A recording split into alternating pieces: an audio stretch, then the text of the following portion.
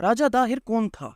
उसने अपनी बहन से शादी क्यों की थी? क्या वाकई वो सिंध का आखिरी हिंदू बादशाह था? तो जानते हैं मुकम्मल तफसीलात इस वीडियो में। साल 495 से 632 तक सिंध पर राय डायनेस्टी की हुकूमत थी। राय खानदान का आखिरी बादशाह राजा राय साहसी था। राजा राय साहसी का एक ब्राह्मण वजीर दीवान राम था, जो एक उम्र रसीदा शख्स था। चूंकि उम्र रसीदा होने की वजह से दीवान राम ने अपने कामों में मदद के लिए अपना एक नायब रखा, जिसका नाम चच था। दीवान राम के मरने के बाद राजा राय साहसी ने चच को अपना नया वजीर मुकर्रर कर दिया। चच का वजीर मुकर्रर होने के बाद उसका शाही महल में आना जाना एक मामूल बन चुका था। इसी दौरान राजा राय साहसी की बीवी वजीर चच को पसंद करने लगती है।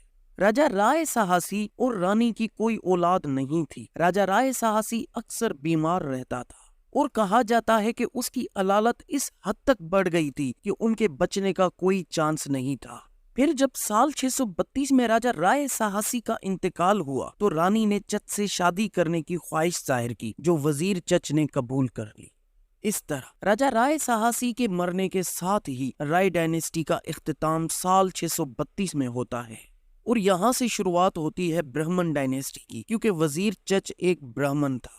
शादी के बाद चच और रानी के यहाँ 2 बेटे जन्म लेते हैं। बड़े बेटे का नाम जेसीना जबकि छोटे बेटे का नाम दाहिर था। चच ने अपनी दौरे हुकूमत में कई शहर फतह किए। उनमें से एक था ब्रह्मनाबाद।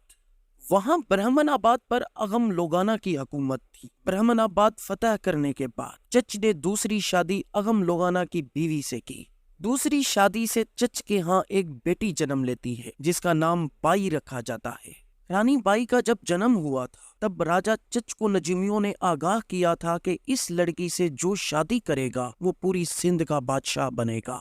इस बात को राजा चच ने राज ही रखा। सन 671 राजा चच इंतकाल कर जाता है। फिर चच के बाद उसके छोटे भाई चंदर को बादशाह बना दिया जाता है। सन 678 में राजा महरस ने चंदर पर हमला कर दिया था, मगर वो नाकाम रहा, क्योंकि इस जंग में राजा दाहिर ने दुश्मन की साजिशों को नाकाम बना दिया था। इस जंग के बाद राजा दाहिर को अरोड़ का और चंदर के बेटे देवराज को ब्रह्मनाबाद का गवर्नर बना दिया जाता है। अगले साल ही चंदर के बेटे देवराज का इंतकाल हो जाता है और राजा दाहिर के बड़े भाई जेसीना को ब्रह्मनाबाद का हुक्मरान बना दिया जाता है।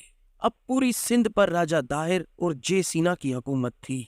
उस वक्त अलोड़ ब्राह्मण डायनेस्टी का दारुल हुकूमत था, जिस पर राजा दाहिर की हुकूमत थी। इस दौरान राजा दाहिर की बहन बाई रानी का रिश्ता आता है, जिस पर राजा दाहिर के बड़े भाई खुशी का इजहार करते हैं और अपने छोटे भाई दाहिर से शादी के सारे इंतजामात मुकम्मल करने का कहते हैं। तब राजा दाहिर को एक नजूमी वही बात बताता है जो उस वक्त के नजूमियों ने राजा चच को बताई थी कि जो भी इस लड़की से शादी करेगा वो पूरी सिंध का बादशाह बन जाएगा। ये बात सुनते ही राजा दाहिर परेशान हो जाते हैं, क्योंकि उनको सारी सल्तनत जाते हुए नजर आ रही थी। फिर राजा दाहिर ने अपने एक वजीर से मशवरा मांगा। उस वजीर ने राजा को अपनी ही बहन से शादी करने का मशवरा दिया। सिर्फ दौलत और सल्तनत बचाने के लिए राजा दाहिर ने अपनी ही बहन से शादी कर ली थी, क्योंकि उस दौर में अक्सर ऐसा होता था कि जायदाद की तकसीम को रोकने के लिए अपनी बहन बेटियों की शादी तलवार वगैरह से करवा दी जाती थी। जब इस बात का पता राजा दाहिर के बड़े भाई को चला तो उन्होंने राजा दाहिर से तौबा करके शादी तोड़ने का कहा, मगर राजा दाहिर ने यह कहकर इनकार कर दिया कि ये हमारी सगी बहन नहीं है, इसलिए शादी हो सकती है। यह सुनकर राजा दाहिर के बड़े भाई जेसीना गुस्से में आकर राजा दाहिर की सल्तनत अलोड़ पर हमला करने के लिए निकलते हैं, लेकिन वो रास्ते में ही बहुत अलील हो जाते हैं और उनका इंतकाल हो जाता है। अब पूरी सल्तनत का वारिस सिर्फ राजा दाहिर ही था। दोस्तों, राजा दाहिर के हवाले से वीडियो कैसे लगी आपको? अगर आप इस वीडियो का पार्ट 2 देखना चाहते हैं तो कमेंट्स बॉक्स में जरूर बताइएगा। शुक्रिया।